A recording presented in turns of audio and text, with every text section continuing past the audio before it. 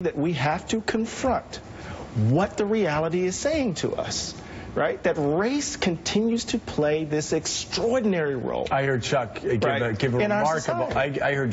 a remarkable statistic. I think it was you, Chuck. If it wasn't, just be quiet, and I'm going to give you credit. Take the credit. During the Democratic nominating process, Bernie Sanders never won a state that was more demographically diverse than the national average of America's population. And Hillary Clinton never won a state that was more white than the national average. Is that right, Chuck? I don't think that is right on the one side. You are right on the Bernie stat.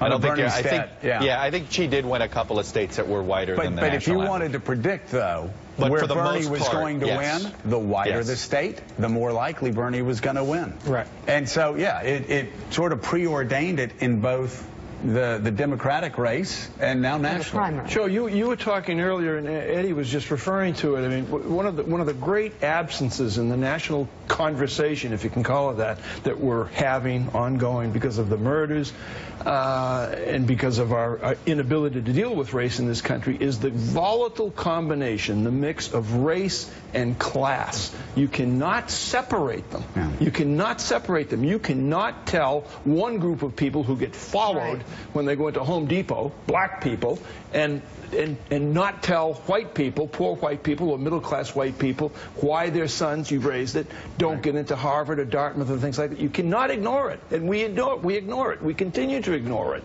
Yeah. Chuck Todd, thank you so much for being with us. Thank you, Chuck. Even though you